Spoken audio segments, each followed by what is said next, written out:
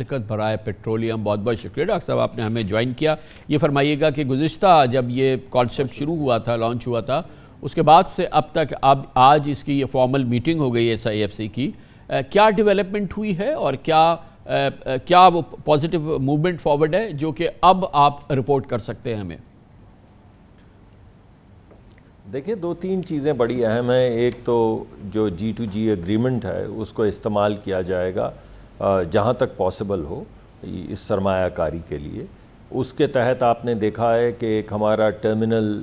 Container terminal جو ہے اس کا معاہدہ ابوظہبی کی حکومت کے ساتھ ہو بھی چکا ہے، جس میں پاکستان کو $50 ملین ملے ہیں، اور یہ بھی کمٹمنٹ کی گئی ہے کہ $100 ملین کے قریب اضافی اس پورٹ کے اوپر لگائے جائیں گے، اور 25 سال کا جو معاہدہ جو رینیوبل ہے اس میں تقریباً $700 ملین اضافی کسی پورٹ میں نہیں بلکہ پورٹ کے اوپر صرف ایک ٹرمینل رکھنے والی جو جگہ ہے اس مد کے اندر یہ معاہدہ طے پا گیا ہے۔ دوسرے، ہمارا جو ریفائنری کا پروجیکٹ ہے وہ فائنل سٹیجز میں ہے، اس کو بڑی تیزی سے آگے بڑھایا جا رہا ہے، اور تقریباً $10 سے $14 بلین یعنی 10 سے 14,000 ملین کی ایک نئی ریفائنری، ورلڈ کا کلاس ریفائنری پاکستان میں لگائی جائے گی، جس کے لیے ہم مشرق وسطیٰ کے ایک ملک سے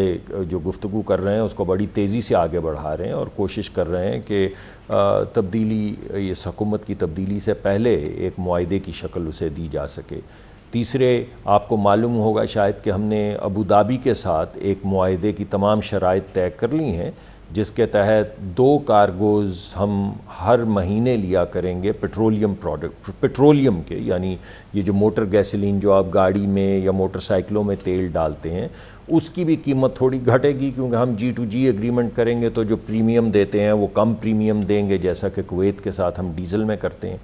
اس کے علاوہ ایک معاہدہ ہم آذربائیجان سے کر رہے ہیں، جس میں 1 کارگو وہ ہر مہینے ہمیں دیا کریں گے پیٹرولیم کا، یہی موٹر گیسولین کا، تو 3 کارگو کم قیمت پہ ڈسکاؤنٹڈ پریمیم پہ انشاءاللہ ہمیں ملنا شروع ہو جائیں گے، اور یہ تمام معاہدے ہم کوشش کر رہے ہیں کہ اگلے 10-15 دن میں سائن کر کے چلے جائیں۔ ایک معاہدہ انرجی کے حوالے سے پہلے سے ہو چکا ہے، جس میں ہمیں ایک ڈسٹریسڈ کارگو یا سپاٹ کارگو آذربائیجان کی حکومت ہر مہینے پاکستان کے سامنے رکھے گی، وہ بھی کچھ ہفتوں میں سائن ہونے والا ہے۔ یہ تو وہ چیزیں ہیں جو ہو چکی ہیں، مگر پچھلی میٹنگ اور اس میٹنگ کے درمیان میں جو ہوا ہے وہ یہ کہ ایک روڈ میپ جو ہے اسے بنایا گیا ہے، اور ابھی بہت جلد آپ کے سامنے آئے گا کہ بین الاقوامی سطح کی کچھ کانفرنسز کی جائیں گی جن میں انویسٹرز کو بلایا جائے گا، اور مشرق وسطیٰ کے ممالک، دوست ممالک جنہوں نے پہلے سے عندیہ دیا ہے، ایک ملک نے، سعودی عربیہ نے عندیہ دیا ہے کہ وہ $24 بلین یعنی $24,000 ملین کی انویسٹمنٹ پاکستان میں کرنا چاہتے ہیں ایک فنڈ کی شکل میں۔ ایک ہمارے اور دوست ملک نے $22 ارب یعنی $22,000 ملین یونائٹڈ عرب ایمریٹس نے عندیہ دیا ہے کہ وہ اس مد میں پاکستان میں انویسٹمنٹس کرنا چاہتے ہیں، اور قطر تو اس سے پہلے بھی ہماری معاملات ان کے ساتھ چل رہے تھے۔ جب آپ اس مد میں کہہ رہے ہیں ڈاکٹر صاحب، تو اس مد کا مطلب زراعت کے شعبے کے اندر انویسٹمنٹ کی بات کر رہے ہیں؟ جی نہیں، جی آپ بالکل صحیح کہہ رہے ہیں، صرف زراعت میں نہیں، بہت بڑا ایک سیکٹر جو ہے وہ معدنیات کا ہے، اور IT کا ہے، اور زراعت کا ہے۔ ڈاکٹر صاحب اب یہ فرمائیے گا کہ یہ سلیکشن بھی مشاورت سے کی جو سہولت فراہم کرے گی SIFC، special investment facilitation council,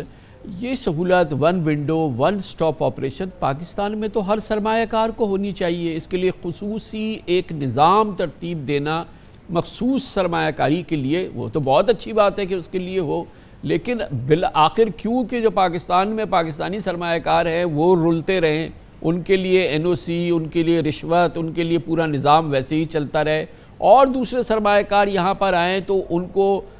وہ جو بورڈ آف انویسٹمنٹ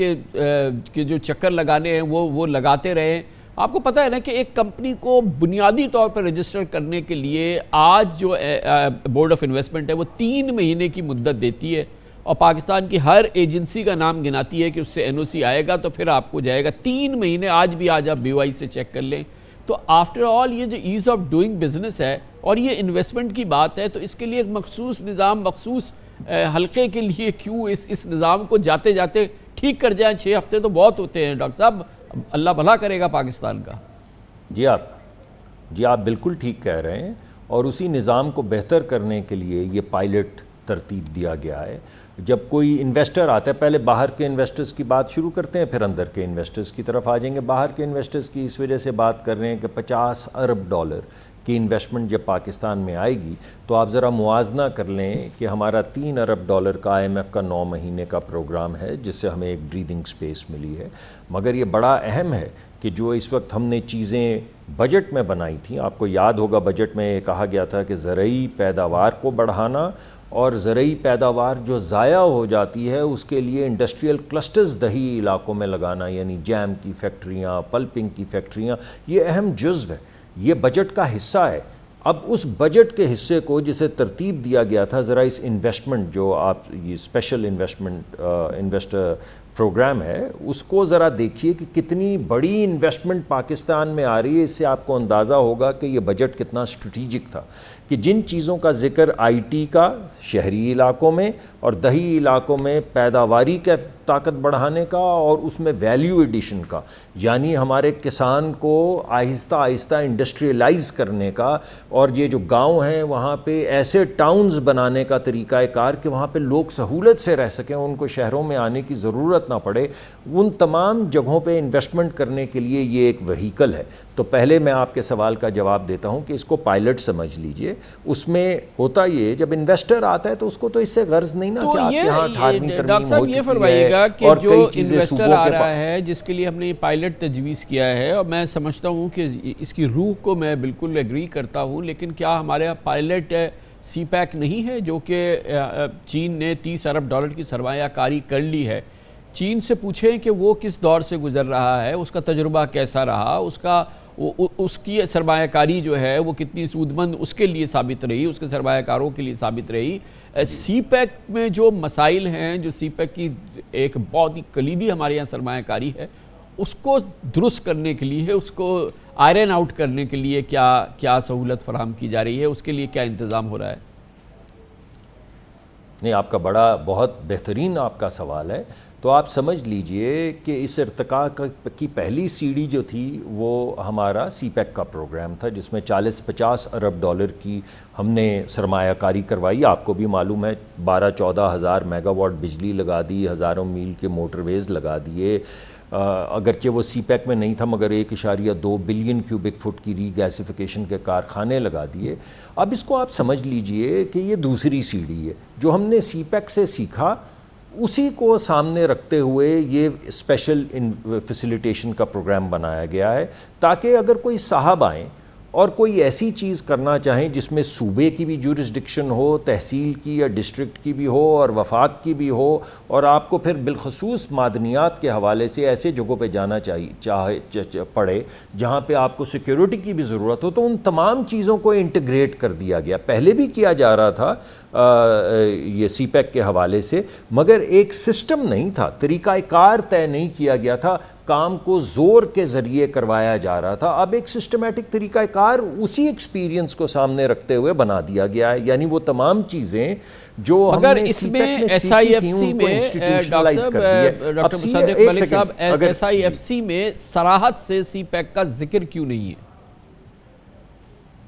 نہیں، بالکل ایسی کوئی چیز نہیں، بلکہ میں تو آپ کو جب آپ نے شروع کا سوال پوچھا تو میں آپ کو کہہ رہا ہوں کہ اس میں فوکس تو ان 3 سیکٹرز کا ہے، کیونکہ ہمارے جو لوگ انویسٹ کرنا چاہ رہے ہیں انہوں نے ہماری مشاورت سے یہ سیکٹرز آئیڈینٹیفائی کیے ہیں. تو ایک صاحب کہہ رہے ہیں کہ میں یہاں پہ انویسٹ کرنا چاہتا ہوں، تو آپ ان کو یہ تو نہیں کہیں گے کہ نہیں بھائی یہ پرچون کی دکان میں کر لو. وہ کہہ رہے ہیں ہم $50 ارب کی انویسٹمنٹ کرنا چاہتے ہیں، ان ایریاز میں کرنا چاہتے ہیں. بہت ہی شاندار کوشش ہے، بہت پہلے ہونی چاہیے تھی. اٹ از ناٹ جی. اب یہ تمام چیزیں، میں معافی چاہتا ہوں خان صاحب، یہ تمام چیزیں جن کا میں ذکر کر رہا ہوں، اب وہ سی پیک کے حوالے سے بھی جو نئی انویسٹمنٹس آئیں گی یا ان انویسٹمنٹس کو جنہیں آئیڈینٹیفائی کیا گیا ہے، ان کے علاوہ بھی جب جو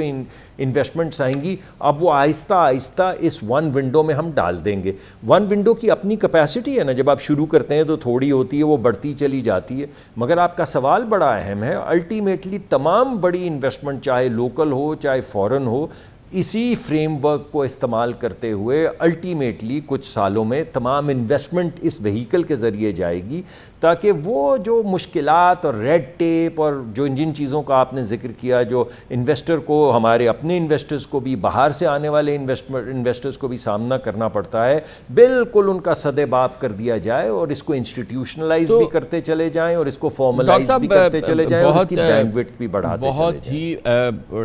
ہارڈ ٹاسک ماسٹر ہیں پرائم منسٹر، چیف منسٹر کی حیثیت سے انہوں نے ثابت کیا ہے۔ اب یہ 5 ہفتے ضرور رہ گئے، لیکن کچھ ایسا نظام دے جائیے نا کوئکلی جو کہ سرمایہ کاری کے لیے پاکستان میں، پرائم منسٹر شہباز شریف کا بڑی ایکسپرٹیز ہے، بہت زبردست ہارڈ ٹاسک ماسٹر ہے، تو کچھ دے جائیں جو کہ سالڈ چیز ہو باقاعدہ۔ کامران صاحب یہ سالڈ ہے، یہ جس چیز کو آپ SIF کہہ رہے ہیں، آنے والے وقت میں یہی طریقہ کار ہوگا انویسٹمنٹ کا۔ آپ اس کو صرف پائلٹ سمجھ لیجئے، آپ یہ سمجھ لیجئے کہ جس طریقہ کار کی آپ فرمائش کر رہے ہیں اس کو پائلٹ کیا جا رہا ہے۔ پورے ملک کا جو انویسٹمنٹ کا نظام ہے اس کو ٹرانسفارم کرنے کا یہ پائلٹ ہے، جسے جب رول آؤٹ پوری طرح سے ہو جائے گا کچھ سالوں میں، تو صرف یہی ایک ون ونڈو آپ کو نظر آئے گی جب آپ انویسٹ کرنے کے لیے آئیں گے، آپ کو کہیں نہیں جانا پڑے گا۔ ڈاکٹر مصدق ملک صاحب ہمارے ساتھ ہیں، وفاقی وزیر مملکت برائے پیٹرولیم۔ کمرشل بریک، ایک بار پھر نیب کا جن بوتل سے باہر آ گیا ہے پوری قوت سے، اور نیب کے وہ اختیارات جس پر کہ اکراس دا بورڈ پورے پاکستان میں عدلیہ کو شدید اعتراضات تھے، اختیارات پہ، پاورز پہ، وہ سب واپس کر دیے گئے ہیں، اور ایک مخصوص ایسا لگتا ہے کہ اس حوالے سے مشن ہے۔ مگر بہرحال یہ نیب کا نئے قانون، اس میں ایک نیا آرڈیننس ہے، ایک قدم آگے 2 قدم پیچھے، نیب کو مؤثر بنانے کے لیے ایک نئی قوت، ایک مشن کا جذبہ۔ اس پر بات کرتے ہیں چھوٹے سے وقفے کے بعد۔